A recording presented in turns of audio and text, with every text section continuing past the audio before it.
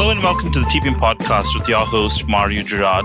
Today we have a very important and interesting guest with us, Ethan Evans. Ethan's been at Amazon for over 15 years. He's led several teams from Twitch, Prime, digital content. He's currently the VP in Amazon, and I'll let him introduce himself.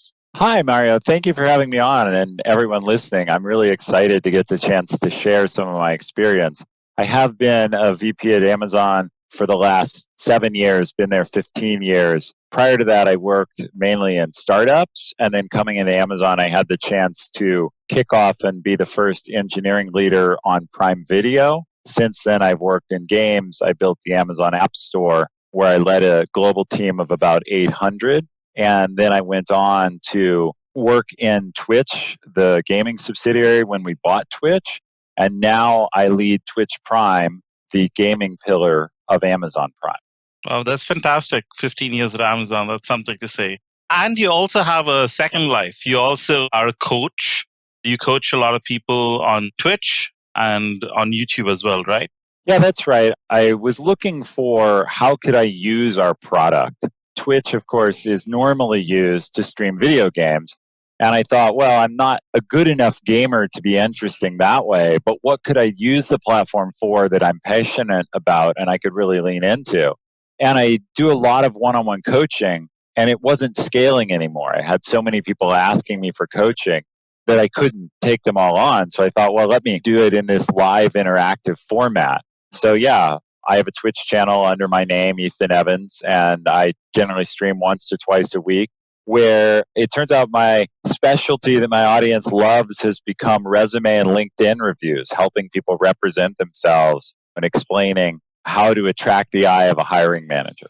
Some of those are fantastic. If you haven't seen Ethan's Twitch channel, you should definitely check it out. It's very sharp, it's very pointed, and very precise advice on what you need to do. And you almost also do it in like 10 to 15 seconds, which is what I always feel a hiring manager takes to look at a resume. He's not going to look at it for more than like 10, 15 seconds, at least the first glance.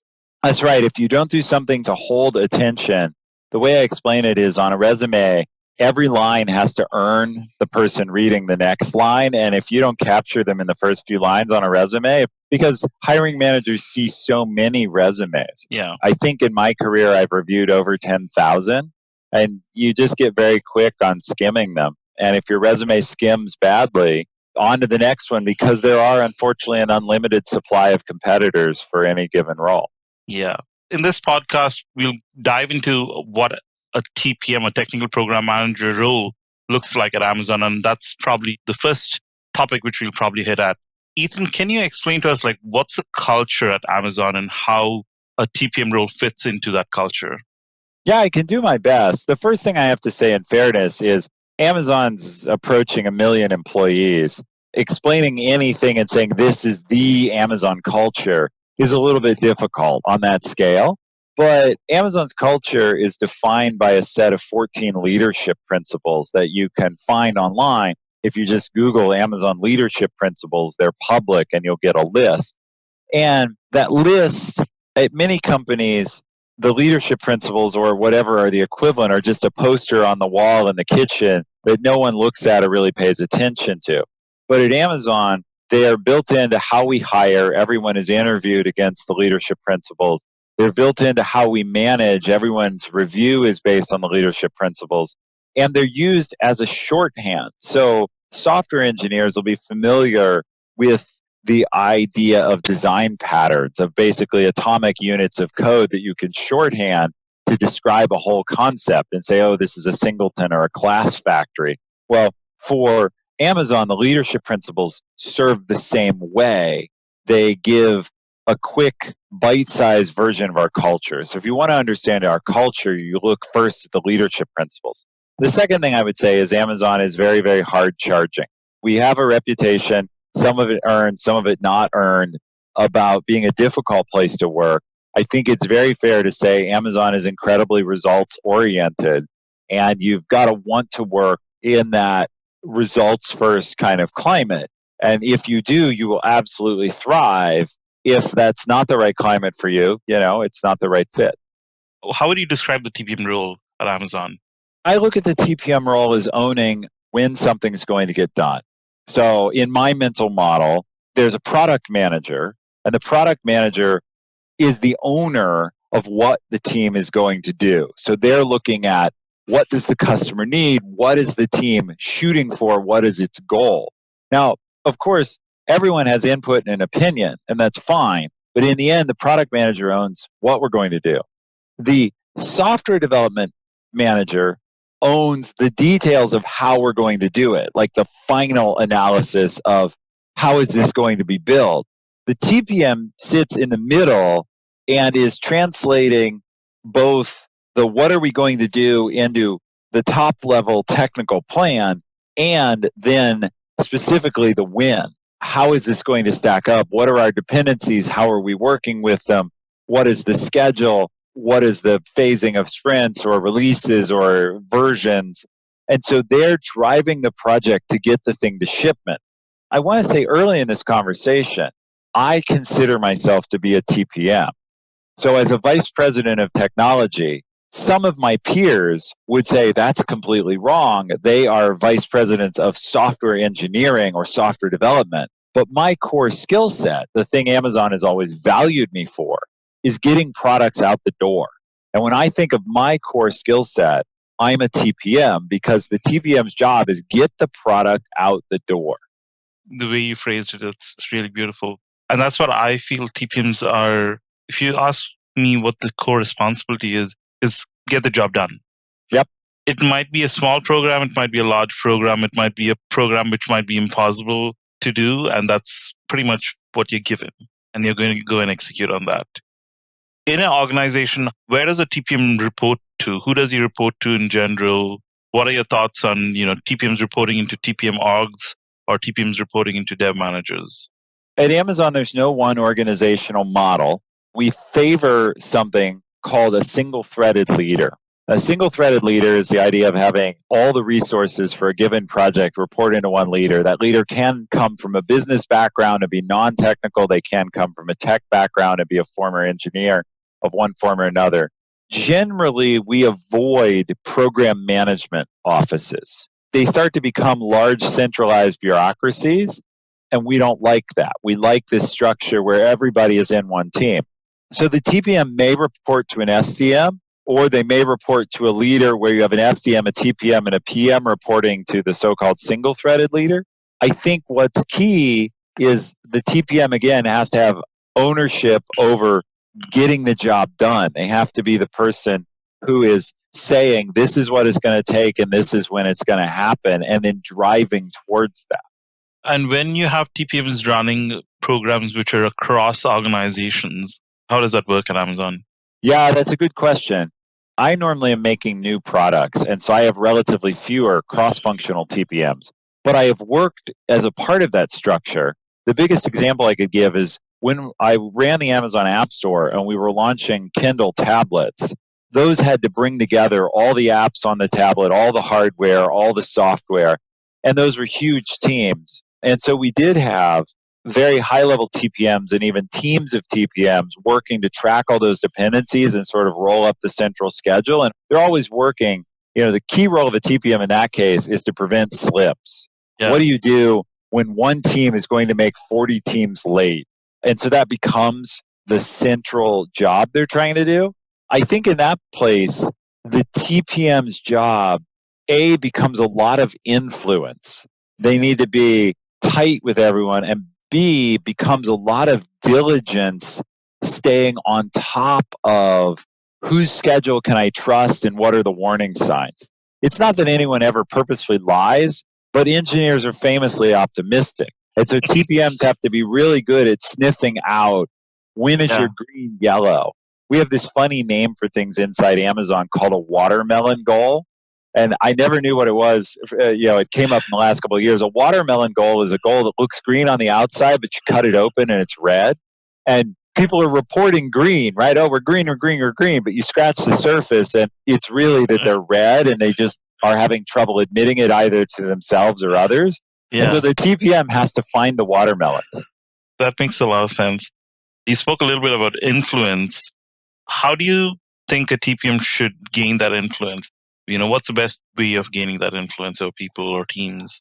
Yeah, so influence is always earned, not given, right? TPMs in our org, and I think commonly, but they never manage the resources who are going to Yes. do the work.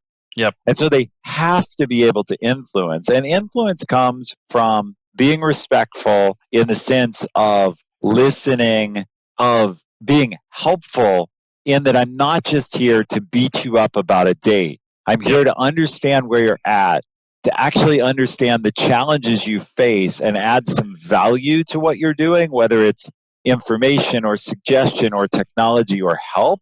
What we don't like and we don't have is project managers. We have program managers. And the key difference is early in Amazon's history, there used to be a somewhat derogatory term for what they called a clipboard carrier. And so someone who just came around and wrote down status but added no value.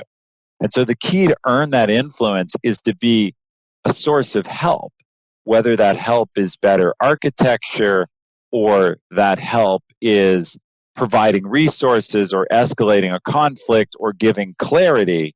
TPMs earn influence by being useful. And if they're just saying, what's your date? Tell me your date. I need to report your date. They're a paper pusher, and that won't get you anything. I think it's adding value to the people you're reporting into, and at the same time adding value to the teams who you're working with, right? And you need to do that both ways.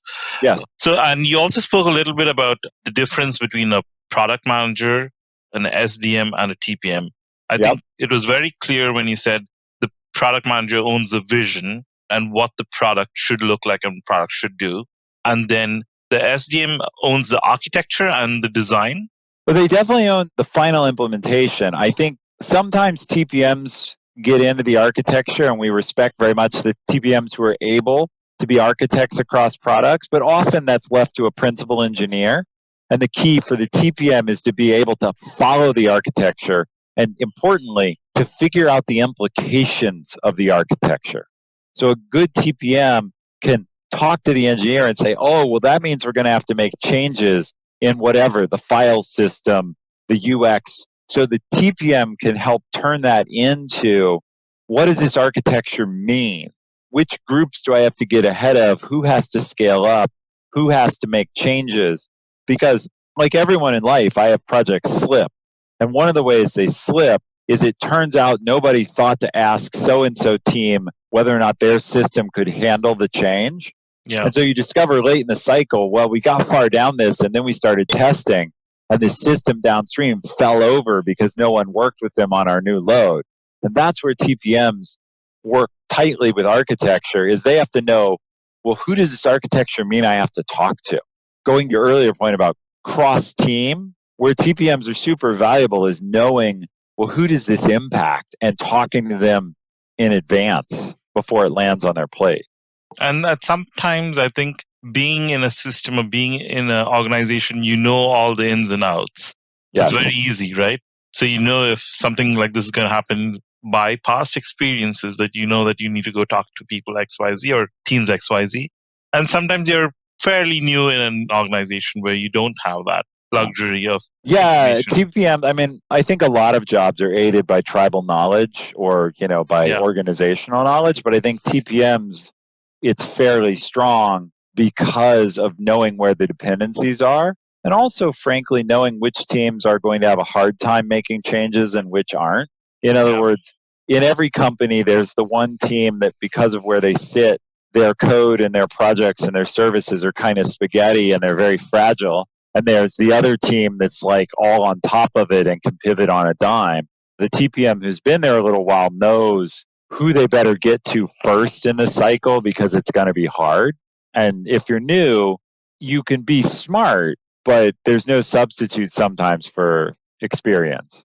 And your previous point to influence, right, of TPMs having that influence and knowing what's going to work, what's not going to work, I think that also changes if you have more tenure within the organization. A really key trait for a TPM, therefore, is to be curious and go dig into things yourself. And that's why some level of technical acumen matters. It's why the T is in TPM. You've got to be able to go dig in, whether it's read the wiki, read the code, talk to an engineer, because if you're new, you're going to have to learn on your own. At least at Amazon, there's nobody going to teach you.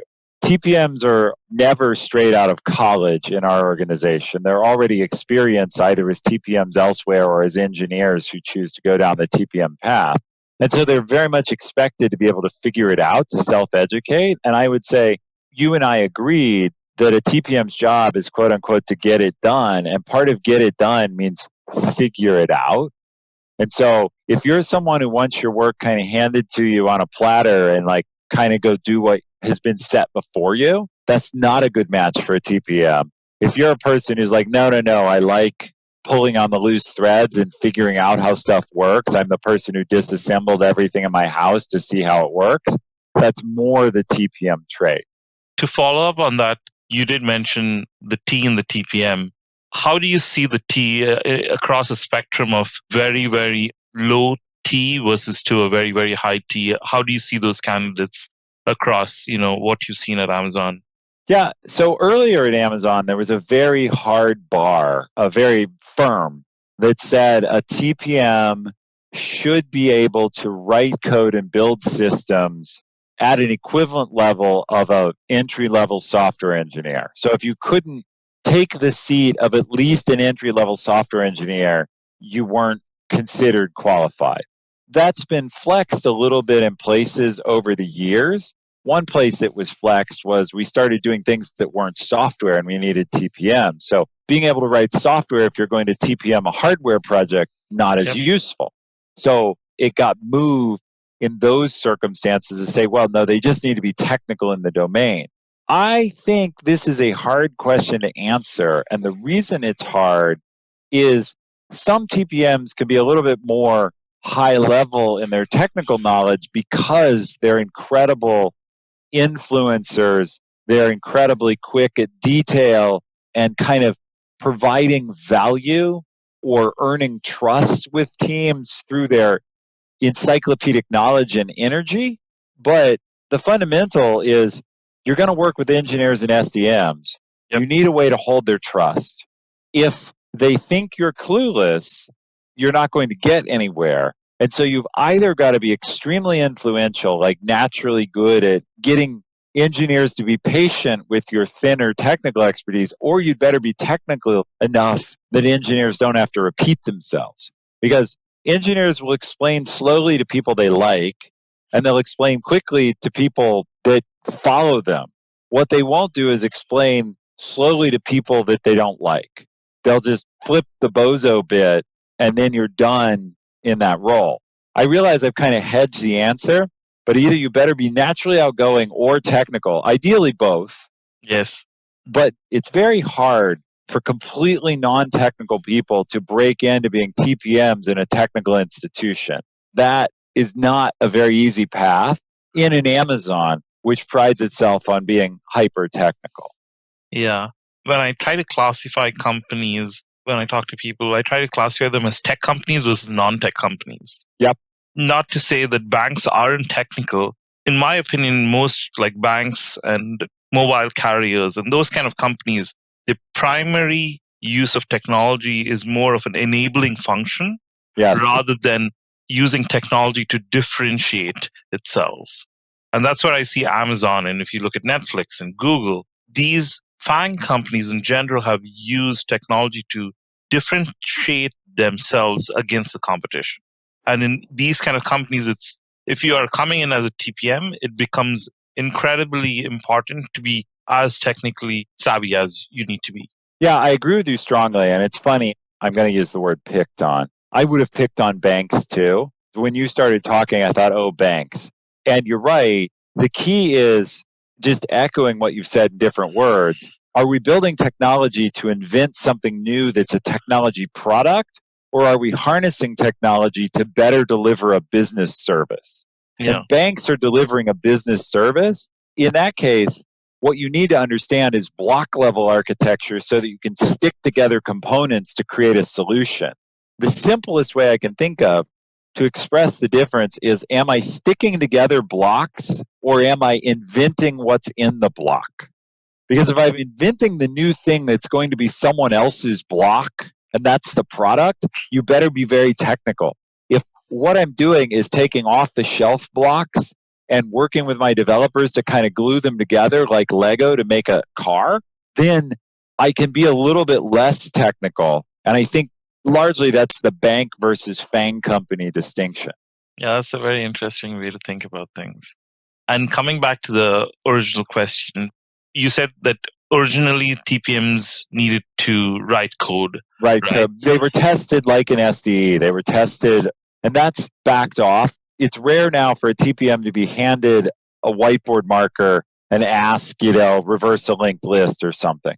I won't say it never happens because, again, different groups have different expectations, but mostly TPMs will be asked architectural type questions to block diagram something, to talk about how they handled an outage or how they handled, the last time their team needed to choose between stacks or technologies or language or deployments. Yeah.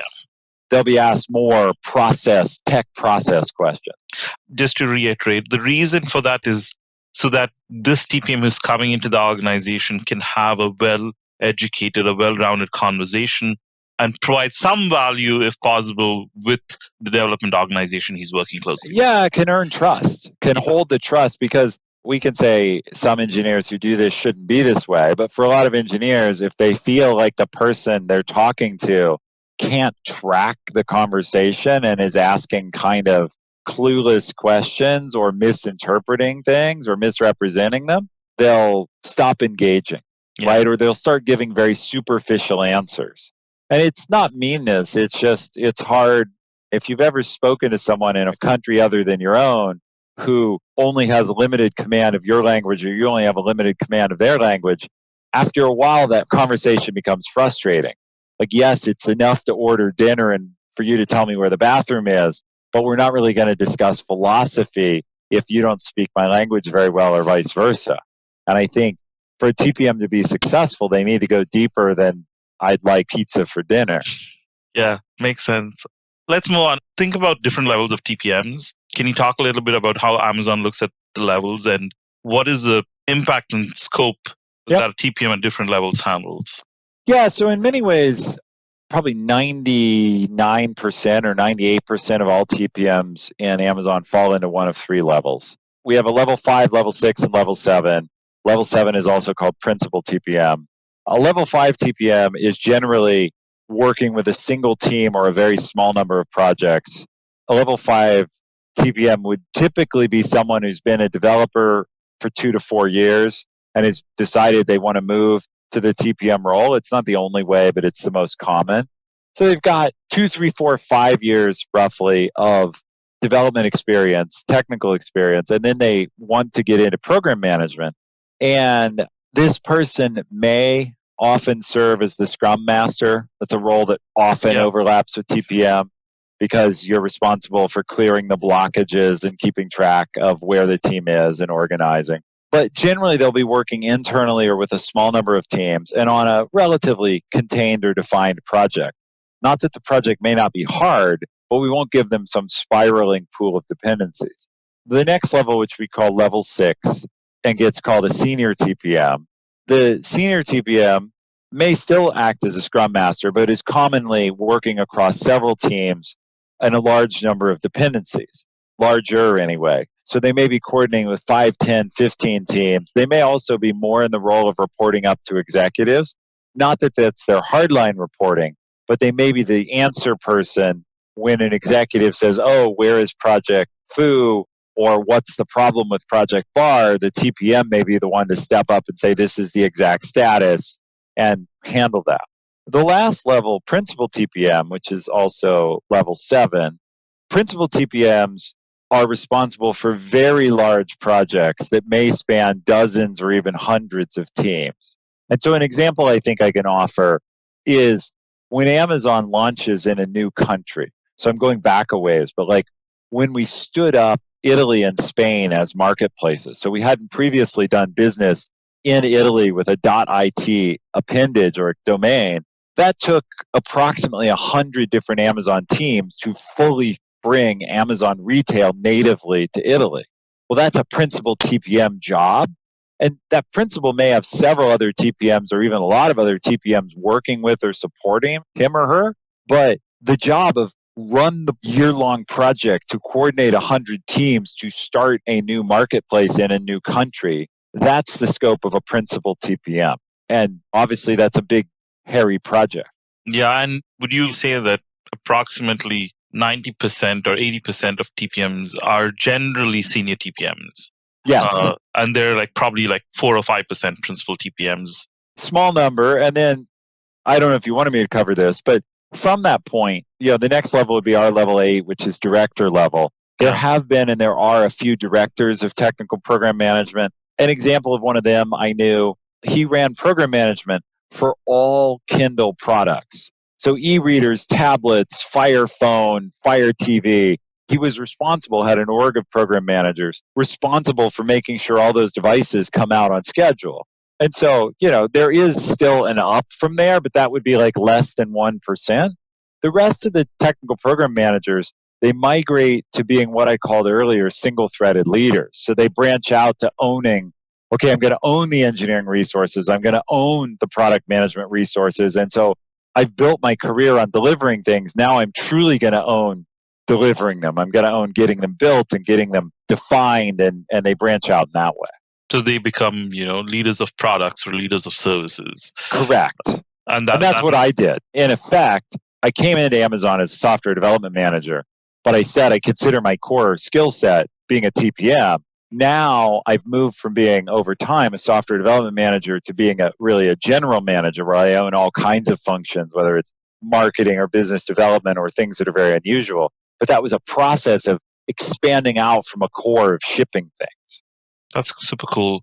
When you have a level 6 TPM or a level 5 TPM. The senior TPM, yeah. Yeah, a senior TPM. What does it take to go to the next level? Trust, executive trust. In other words, the leaders above you have to believe this person is going to be able to tell me reliable truth. And what I mean by that is they have to believe not that you can get everything done or solve every problem, but that you won't let problems go hidden or fester. That you will raise your hand early enough to either reliably say, no, we've got this, it's going to ship on time, or hey, this is not on track, I need help, we need to change this. Okay, so they're going to be looking for good judgment, and then they're going to be looking for incredible proactivity and grit. More than any role, because I've said the TPM is responsible for delivery, the TPM is the one who kind of never says die, who never says this slip is unrecoverable, not never, of course, but fights as hard as possible to say, okay, we're behind. Do we need to move the date or can we move that up? Okay, we're under-resourced. Do we need to ask for more resources or slip the schedule? Or is there some place we can get clever? Or what can we cut? And who can bring together the meeting quickly? And so TPMs, I think to get promoted, you have to be seen as this person fights to deliver. And that trait at Amazon, of course, is super highly valued. But I think at any company, I remind all employees, you're not paid to do hard work. You're paid to deliver a solution for customers, to deliver a result. And so lots of people work hard, but the actual thing you're rewarded for is, did you bring value? Because just being at your desk 90 hours a week is a type of martyrdom. But did you, in 40 hours a week or 50 or 60 or 90, did you cause the result to happen? And so TPMs who cause results to happen get promoted. That's the simplest statement. That's a lot to decipher. So you said be proactive. Yes. Have grit. Yes. Always speak the truth and don't let things fester. Yes. Right? Be as resourceful as you can. When you do come across a problem, be as resourceful as you can to get to the bottom of how you can solve that problem rather than just take a problem to your executive leadership. And chase things down so that you get a most likely positive result. Yeah, and in listening to you replay that, I agree with everything I said, and they all are a little bit variations of each other. They're all about, as I said in the beginning, never giving up, like believing that delivering matters and doing it in a timely way matters, and that that's your job, and you're going to try everything you can to make that happen. And I think TPMs need to be a combination of realist and optimist. Like they need to be realistic about what the state is, but they need to be very optimistic of we can solve this. And I think it's that relentless drive to results that is the core of everything I said. Thank you for that. That was really amazing. The next large topic, which is how to engage with executives. What's your take on how TPM should communicate and what are the big things they need to keep in mind as they grow and as they communicate more with executives? Yeah, I thought about this question a little bit ahead of time because you had shared it with me. I think two things. One, give executives a TLDR. In other words, executives worry a lot. It's kind of what we're paid to do. And they want to know up front, is this good news or bad news? Like, is the top line summary, this project is on schedule? Or is the top line summary, we have a problem and it's beyond our ability to handle, and this is a request for help? So they want to know right away, which bucket is this in? The second thing I would say is reliable communication, meaning frequent. If your executive is at a company like Amazon and is tuned in, the executive has two choices. He either gets information from you or he has to poll you and ask for it. You may feel like you're mailing your status reports into a black hole because you don't get a reply on every one of them or even any of them. But that actually can be good in that if you have an executive that you know is reading them, if you tell me what I need to know as an executive, I won't bother you. But if you don't tell me and I'm on top of my job, I will ask every time because there's a saying, no news is good news. But in fact, that's never true. No news means terror because I don't know where something is. Just like your job is to deliver your project or your product, my job as an executive is to deliver everything in my portfolio. And that might be 100 different things. It might be. That's why I want that simple TLDR. Let's say I have 100 projects. I can't read the details of 100 status reports. What I can do is, let's say I have 10 to make this simpler. I can read the first 9 that are like, green. No, we're really green. And you've worked with me and you can trust me. This is green. Green, green, green, green, red. Okay, better read the rest of this one and figure out what to do. Green, green, green, green, yellow. Okay, read the yellow. How bad is it? Do I need to get involved yet or do they have a plan? But I'm literally cycling through in my head, what things do I need to worry about today? And what I need from you is tell me if you're on the worry list or not and do it reliably enough so I don't, in this example I just gave you, what's even worse is green, green, green, red, green, green, red, no report, no report, no report. And with the no reports, I have to assume they're red because as a leader, I can't just blindly say, well, they're probably green. And the other thing that scares me about that, if I'm reading a report from you that says this is red, at least I know. If I don't hear from you, I don't even know. And I have to remember, meaning like, oh, I haven't heard from Mario in 2 weeks. I better ask. That's scarier to me than getting a red because red, at least I can get on with you. Like you've recognized it's red. You've told me I can jump on it with you and help. If you're silent, then I remember 3 weeks later and I ask you and you're like, oh yeah, it's kind of not going that well. Now we've lost that time, and I'm less happy. We could have fixed it 3 weeks earlier. We could have fixed it 3 weeks earlier if you told me. So I would say escalate early. Like you don't want to be Chicken Little and running to your boss all the time and saying, it's red, it's red. But if there is a problem, I need to know early because my job is to help. Now, some people, and I talk about this a lot on my channel, some people have bad bosses. There are bad managers whose response is to punish. Why is it red? What have you done wrong? That isn't a good environment. And if you're in an environment like that, I encourage you to find other leadership. But a good manager, they want to know there's a problem so they can help. Now, they may ask you, like, what have you done about it? And they may push you to do more about it. But a good manager is never like, oh, you brought me bad news. Now I'm going to rage at you. That's a terrible leader. Yeah. And how do you get to work on programs, especially if you're just starting out as a TPM? How do you get to work on programs which have some kind of executive visibility? Great question. I have a saying I use a lot that I say results are the currency of credibility. So people who get things done are rare. People who drive and have the traits I listed earlier, the grit, they aren't that common. It's sad in our society, but a lot of people want to do kind of the minimum work. Unfortunately, they only have a limited amount of drive to deliver. So deliver a couple things in whatever capacity you're asked for. If you're asked to take out the trash super reliably. But then talk to your manager and say, hey, I've been really good, I think, about taking out the trash. Have I been good at it? Am I doing that well? Great. I'd like to do something of more impact. What do you need done I can help with? And remember, this is very important. I said earlier, managers worry a lot, executives worry a lot. They always have a list of worries. The powerful question is, what are you worried about that I can help with?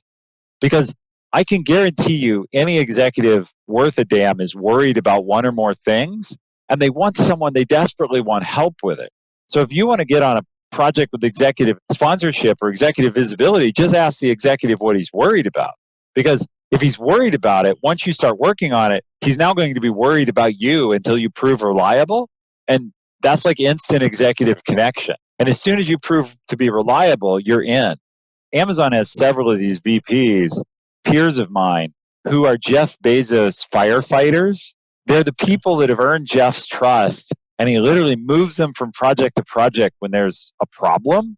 And they just get put on like, oh, this project's not going well. I don't have time to dig into all the details. Get this person who always fixes things and put them there. You can become that as a TPM. You can become the person who gets put on the problem. Now, that's a hard job, but if you want executive visibility and sponsorship, there's a thing, I guess the Navy SEALs, I've never been in the military, but they have a quote where they say Navy SEALs run towards the gunfire. Most people, obviously, if they hear gunfire, their first thought is, how do I get out of here? Be the person who runs towards the problem and you'll be rewarded.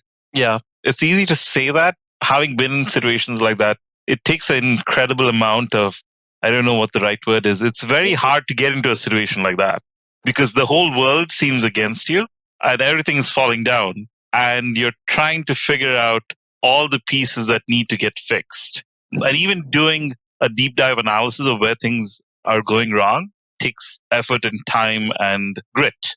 I mentioned judgment earlier. I think TPMs have to be really good at prioritization. In other words, a book you might find useful, you've probably heard of it, is this Jocko Willink and Extreme Ownership. Do you know this book? No, I haven't heard of that. Okay, it's called Extreme Ownership. It's written by these Navy SEAL guys I was talking about. And it goes a lot to grit. But they have this saying, I guess, in the SEALs, which is take a breath, look around, make a call. And their point is, you've got to be good at prioritizing what you need to handle first. And in one of those situations, when you get yourself into a mess, you do have to be good at deciding what am I going to handle. The other thing I think TPMs need to be good at to get out of those situations, so when they jump into the fire, they need to be good at politely but inspirationally asking others to go above the call of duty. You do have to be able to look an engineer in the face, look a designer in the face and say, look, I know it's Friday. I do really need this by Monday. And it's not because I want to punish you and have you work the weekend, but we are in trouble and we're blocked. In this case, this one time, I need you to step up.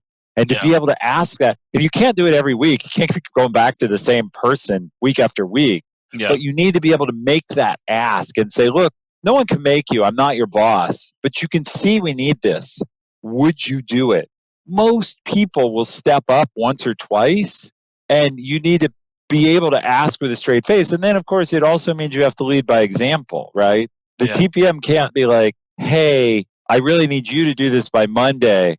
I'll check in with you Monday. I'm going to be on the golf course. It doesn't mean you have to work all the time. Yeah. But you do have to be, in the Scrum analogy, the TPM can't be a chicken. They have to be the pig, the person who's committed. Well said. That hits the nail on the head. Because you can't make it something which you're going to ask people again and again and again. That's not the right thing to do. That means your planning's bad, obviously. Correct. It needs to be, if you can articulate exactly why this happened and why we need it, people will step up, hopefully. You know, one of the questions you've mentioned that I think I'll comment on in this context is TPM should not attempt unachievable goals. And when you discover that something is unachievable, it's fair to reset it. I don't think in the modern world whether you call them death marches or it doesn't really matter how you describe a given project that's gone bad and everyone's working crunch time. There's many names for it. I think the TPM earns credibility by then being the person willing to stand up to leadership and say, this is not going to happen. Like, this goal is red. We've looked at the alternatives. We've tried to be inventive, but just working the team to death and having the team work extra hours, it's not going to bring the project in on time, and it's going to burn out people and lead to attrition. And again, if the TPM has their facts straight and has built a reputation of being creative and yet also being the oracle of truth, the good manager says, okay, well, either I have to agree to a date change and sell it up the management chain, or I have to get you more resources. But I think the TPM has to be willing to step up and say what's not possible, just as they have to be willing to step up and ask for extra effort. That's a two-way street, because then your ask for extra effort is credible. If it's just all the time, then you're in the role of being the slave driver, which is a terrible role. Yeah.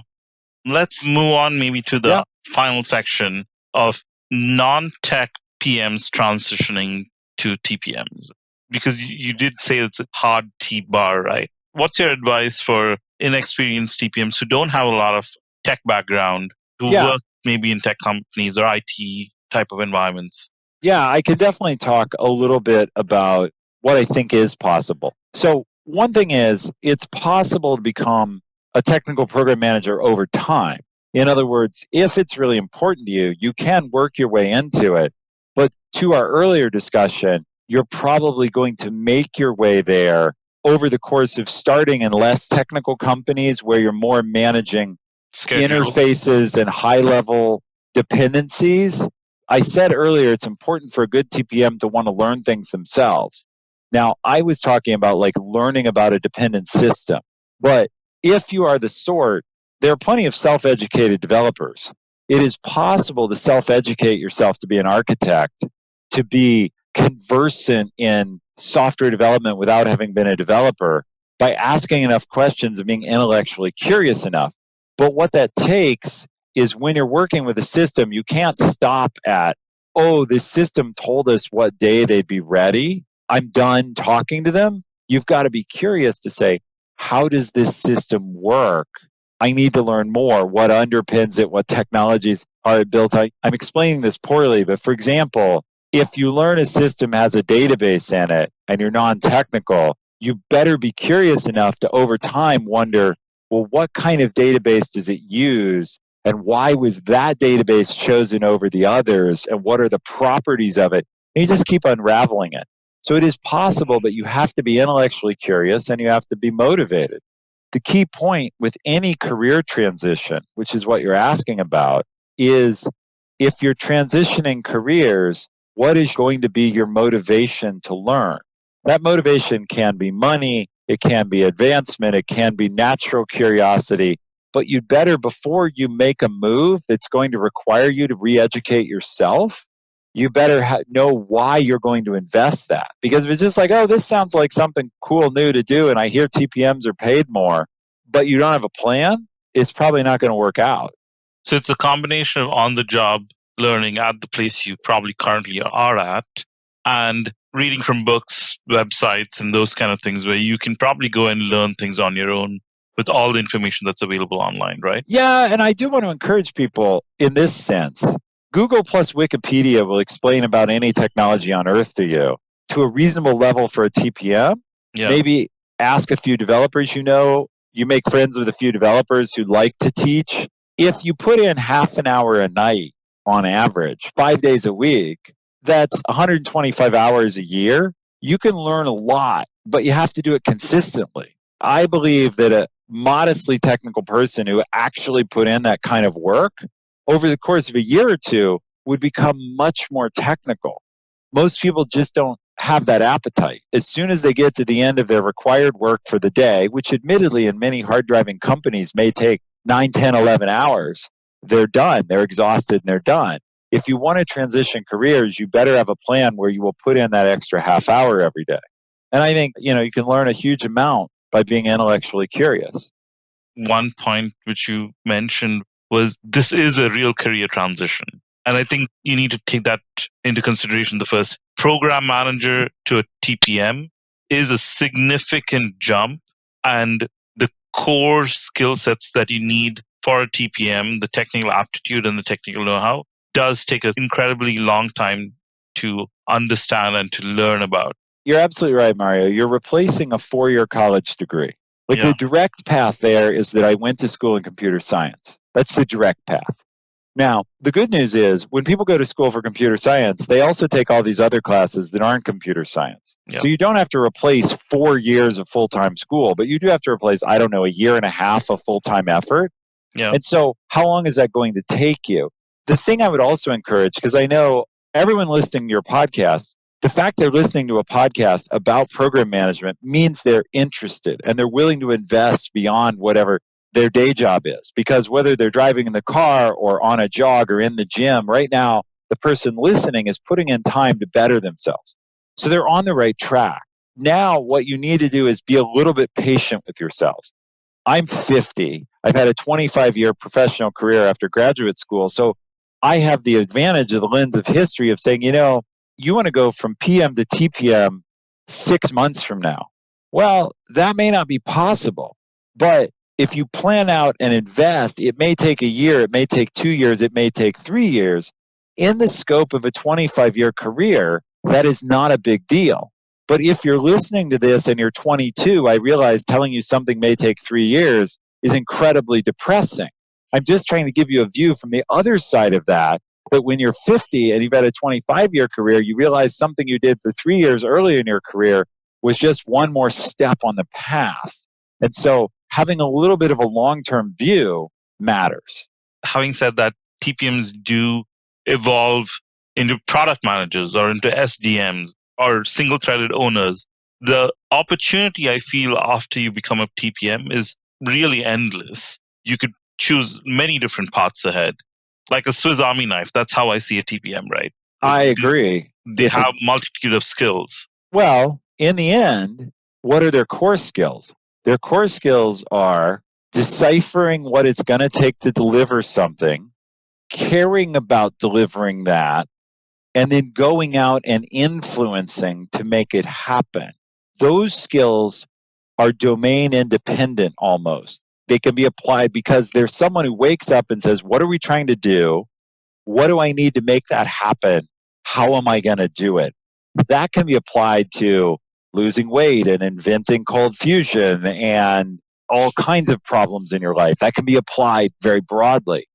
The thing I would say is this is an overgeneralization, but it is broadly true. No one starts their career as a TPM. No one ends their career as a TPM.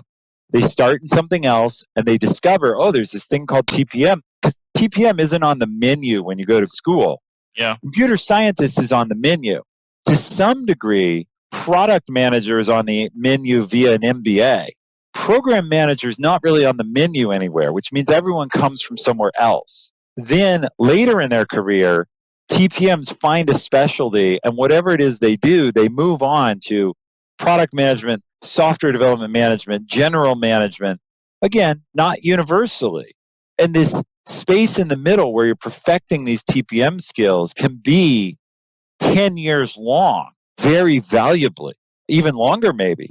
But understand that TPM is like a graduate degree. It's a graduate degree in getting shit done, and that's the most powerful degree there is. Because if you think about from a company viewpoint, if there really was a degree that certified this person gets things done, those people would be snapped up by any company. Like this person has a degree and guaranteed get it done, they'd be hired by everybody. And that's TPM University. That's a nice catchphrase for your LinkedIn profile. That's a fantastic, lovely conversation, Ethan. Thank you so much. And thank you so much for sharing all your thoughts during the COVID time as well. I know we've been trying to get this podcast recorded for quite some time. So thank you for making the time to share your thoughts on TPMs and how TPMs are at Amazon. I've really enjoyed this discussion, and I hope everyone listening, whether or not you ultimately become a TPM, understand the value of the TPM skill set because the traits of a TPM and the skills required to be a good TPM are useful in so many other areas. I can't say they're applicable to everything, but knowing how to systematically break down a problem, organize a group of people to tackle the problem, and keep them on track until they resolve and provide value at the end of the problem, that's a very powerful skill set. And TPMs are the specialists at that. So I hope that's inspirational. Thank you so much, Ethan.